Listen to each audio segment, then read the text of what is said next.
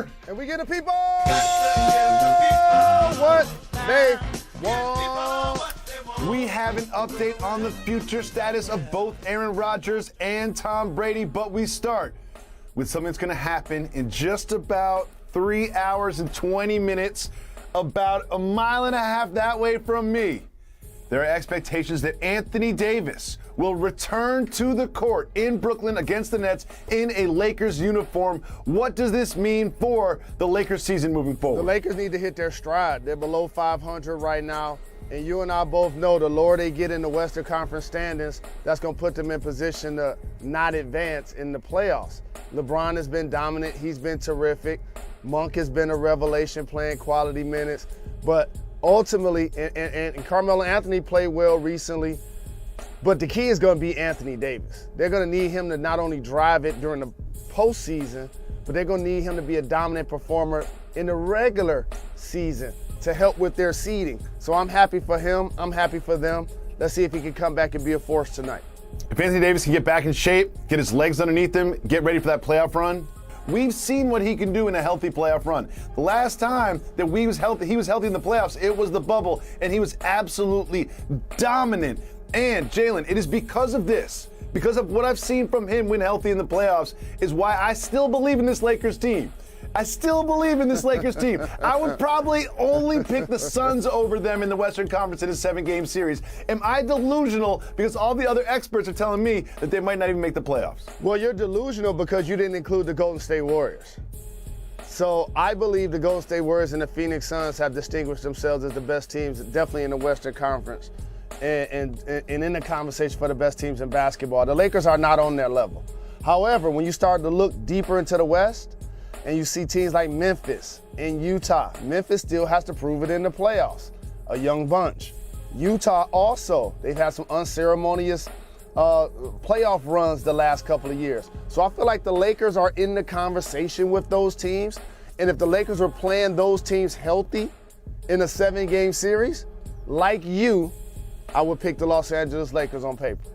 Well, I really hope that Westbrook, LeBron, and AD can all stay healthy and stay productive through this final stretch of the season. They get tuned up because I want to see the Lakers go deep in the playoffs. I didn't like it last year when we were like 10 days in the playoffs and the Lakers were already at home on vacation. So hopefully we can see that. But there is also some other drama brewing in Brooklyn, and it involves something that is not a new concept to those that watch and listen to Jalen and Jacoby. So we call it broken news. To everyone else, it's breaking news. To Jalen and Jacoby listeners, it's broken news. It was months ago, when we were talking about potential Ben Simmons trade, and I'm talking about, Dame Lillard or Sabonis or CJ McCollum, and then you said, hold on, wait until James Harden's name gets into this. And at the time, I had to do some Googling and some research. I was like, how does that even happen? So now we have the Philadelphia Inquirer, shout out to Keith Pompey, with another sort of report that perhaps they could hold out a Simmons trade until the offseason with their eyes on bringing in a big fish named James Harden to the team. So Jalen, explain to the people how this would work, if it were to work. Broken news is the key. And this is why I love doing this show with you so very much. And I appreciate the audience that supported us for 10 years because we get the chance to drop gems and not force takes. Like, I could be at the bottom of the ticker and give over my cell phone to the news desk and show them why I have certain information in the league. But I'd rather do it on this show, like with this James Harden topic. And so let me untangle this for you, Jacoby. James Harden dogged it to get out of Houston. And the only reason why he did so is to win a championship. See KD joining the Warriors. See LeBron joining the Miami Heat. I believe that was literally just to try to get him a championship. But James Harden liked being that dude. And that dude is what got him to be one of the top 75 players of all time. So here's what I anticipate. You go to the Nets because you want to be a part of the Big Three. But yet, Kyrie Irving is a part-time player. This ain't necessarily what you signed up for. So If they go on to win the championship, we'll revisit this topic. But if and when they get bounced at some point, those friendships change when you're a part-time player by choice. And so for me, I feel like James would like to be the guy again. Daryl Morey, who was his president GM in Houston, now presides with the Sixers. He has an asset in Ben Simmons. James has a player option at the end of this year that I feel like he's going to exercise. This opens up the door for the Philadelphia 76ers and the Nets to have a conversation. And let me just tell you this. Ben Simmons actually fits better with Kyrie Irving and Kevin Durant. Let me say this again out loud for you. Ben Simmons actually fits better. You know why? He's going to defend multiple positions. When you have Kyrie and you have James Harden, you know what you do? You lack defensively. And so he also gives them a playmaker that doesn't need to shoot. You know why? He's not a willing shooter. And I'm not saying that Ben Simmons is a quote-unquote better player than James Harden. I'm just saying if the Nets are able to acquire Ben Simmons for James Harden, if he decides to leave, that'll be a win-win for both sides. Broken news to J&J family, because I've been telling you guys this for months, that it can potentially happen. So in theory, James Harden could also work out some sort of sign and trade because he has that player option, but he could, you said exercise, but he might just leave that and say, you know what, I'm not going to play for you, Nets. But Nets, if you want to get something in return for me instead of me just walking on the open market, let's work something out with the 76ers and Ben Simmons. Now, we are a lot of moves on the chessboard away from this actually happening because I think that this Nets team could potentially go deep into the playoffs, potentially the finals, which could change his thinking. But it's always fun to see something that Jalen said 3 months ago now end up on ink and paper in an actual paper. Jalen, we speculated about the future of these star athletes a lot, as we just did with James Harden and Ben Simmons.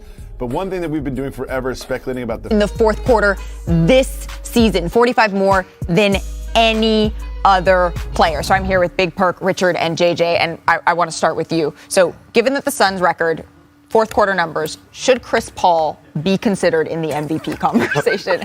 It's a setup. I'm done with you guys today. That's a setup. I'm done with you guys. That is a setup. Look, he absolutely can be a part of the conversation.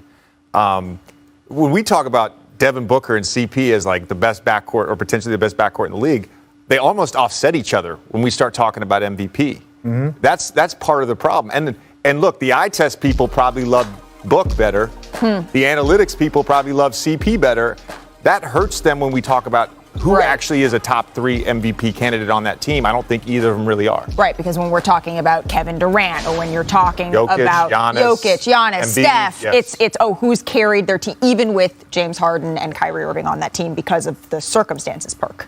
Well, no, I have to disagree. And look, here's the thing. We have this conversation, and we're going to continue to have this conversation, JJ. If you say Ja Morant, MVP I swear conversation. to God. I was not about to say anything about Ja. I'm actually about to say something about CP3 for the simple fact that, here's the thing.